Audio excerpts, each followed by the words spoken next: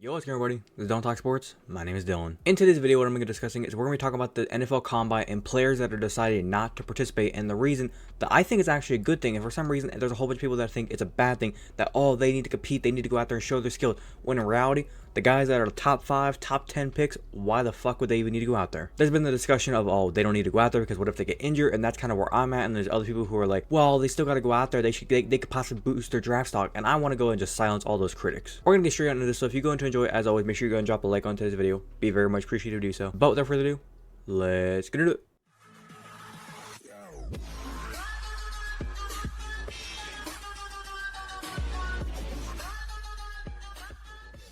Now, obviously, with the NFL Combine coming up right now, 2024, you would have seen already that Caleb Williams, guys like Marvin Harrison Jr., and a whole bunch of other players, they've pretty much come out and said that we are not going to be participating. We've seen this more than once before. We've seen last year with Bryce Young, a couple years ago with Joe Burrow, and it goes on and on and on. A lot of different quarterbacks and even receivers, defensive players, offensive players, you name it. Star players that have pretty much looked at mock drafts and they can see there's no way I'm going to fall anywhere past top 15 at most. Those guys have the opportunity to say, I'm going to sit and I'm just going to kind of take my time. And now the question that some people kind of ask is, well, why do they not participate in the Combine, but they'll participate in the Pro Day? The thing with the Pro Day versus the Combine is a set strict rules of like things that you're going to go in and do. You know, you got the 40-yard dash, you got the bench press, you got the high jump, the long jump, you got all the different drills, whatever position you play, you got the cone drill. It depends on whatever position you play, then you go on to like your specific kind of drills, like quarterbacks that are throwing, receivers running routes, defensive linemen kind of battling with offensive linemen battling with defensive linemen. And within those drills, it's kind of hard to prepare for them. You could possibly get injured in some of them. Whereas with a Pro Day, you can kind of select and do what you want to do. You can do what you want. When it comes to a quarterback, if they have like a couple of throws that they're not exactly the best at, they can go and say, I'm not going to do that. With a Combine, they're going to make you do every single throw, and you might have a couple bad throws. With a Pro Day, you can kind of pick and choose your throws, and like, this is what I want to do, so I can look the best I can possible in front of these scouts, coaches, GMs, etc., and you can go out there and ball out. Now, like I was saying with the injuries, we've seen guys get injured, and not just even at the Combine, but even at the Pro Day, guys have gotten injured doing this stuff, and it's one of those things where if you, like I said, know that you're going to be guaranteed top 15 pick, there's no reason for you to be out there. I think ultimately the whole point of the Combine and also the Pro Day and even the Senior Bowl, these drills and these events are for guys that are right now at most round 4, 5, 6, possible going to get drafted, that they can boost their draft stock and shoot themselves up there toward round 3, maybe round 2, maybe even the late first round. Because we've seen it in the past where there's been guys that whatever the regular season of the college football season ended, we were like, this guy's a day 3 guy, he's going to be probably round 4, round 5, but then the Senior Bowl comes, they ball out. Oh, maybe it'll be round 3. The Combine happens, they put on terrific numbers, round 2 maybe, and then by the time the NFL draft comes, it's like, holy shit, this guy was drafted with the 31st overall pick. And ultimately, I think that's what the Combine needs to be. It needs to be an event for not your star players, because we've seen what they can do. If you need to know more about them, go watch the film. The film is right there, you know what they're capable of. If you need to see Marvin Harrison Jr. go out there and run routes at a Combine to see how good he is, you're not doing your job right. If you need Caleb Williams to go out there and throw the ball at the Combine, you're not doing your job right. And that goes for guys like Drake May, Jaden Daniels. I don't know why these guys are doing anything. The players like right now that are, I think, confirmed that they're not going to be doing anything, Jaden Daniels, Caleb Williams, and Marvin Harrison Jr. Anybody else that has confirmed or not confirmed, I don't really know. I haven't seen too much into it. But players off the top of my head that I think do not need to do anything at the Combine, like I said, Caleb Williams, Marvin Harrison Jr., guys like Romeo Duze, Jaden Daniels, Drake May, I don't think he needs to do anything. If you want to go ahead and throw in guys like Malik Neighbors, there's a whole bunch of Joe Alt, the offensive lineman. Chop Robinson, the big D tackle from Penn State, I think he's already ran his 40. He's done a couple of drills within the Combine.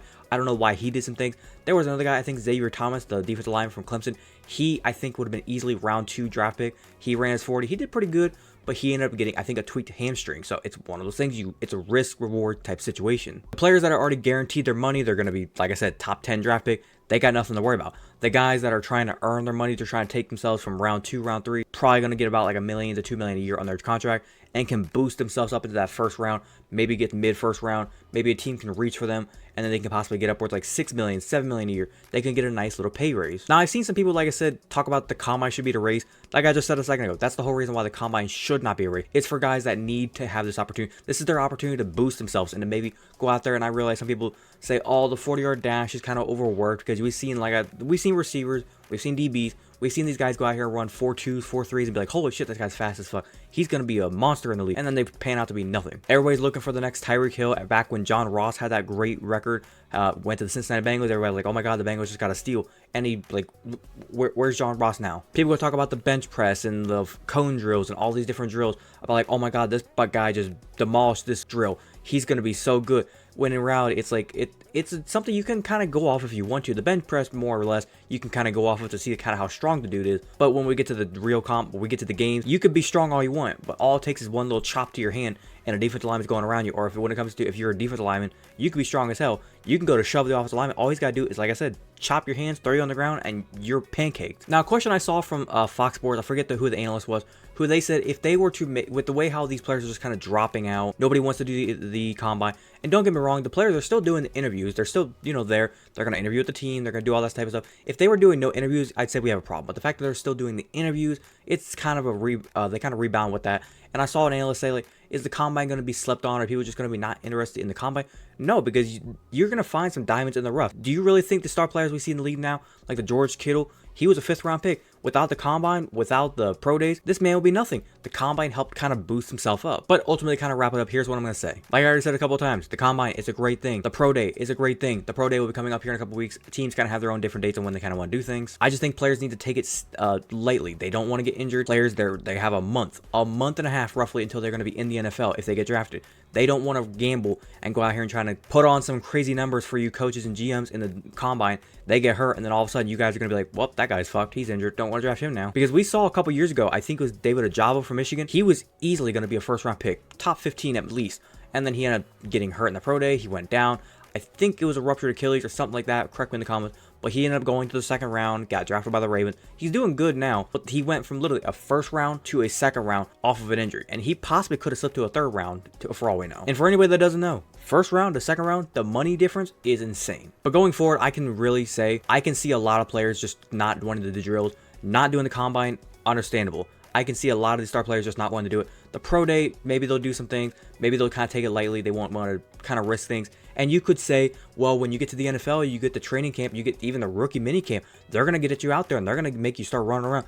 Yeah, when you're on the team, you get on the team, you sign that contract, you got your money guaranteed. Then you can start running around having your fun and possibly get injured. But until then, you want to take it easy. But other than that, I think I'm going to wrap it up there. Hopefully you guys did go on to enjoy today's video. If you did enjoy, as always, make sure you guys drop a like on today's video. Be very much appreciated if you do so. If you want to watch the entirety of today's video, thank you very much. And like I said, if you disagree or agree with me, if you think the combine is kind of a good thing with the way the players are dropping out, like I say, Caleb Williams, Marvin Harrison Jr., and Jaden Daniels, all these different players. If you like the way how they're kind of dropping out, like I said, I think it's a good thing for the stars to drop out because they have nothing to prove. Like I said, go watch the film if you need to learn more about them. When it comes to the kind of the below average tier, the average players, they have something to prove. I like for them to compete. But like I said, if you disagree with anything I said, let me down in the comment section down below. Be more than welcome to talk about with you guys. If you're a fan of the content that I do post here and you want to go and hit that big red subscribe button, feel free to do so. And do not forget to hit that little notification bell to be notified the second I post. But without further ado, this has been Talk Sports. Have a great day. Peace.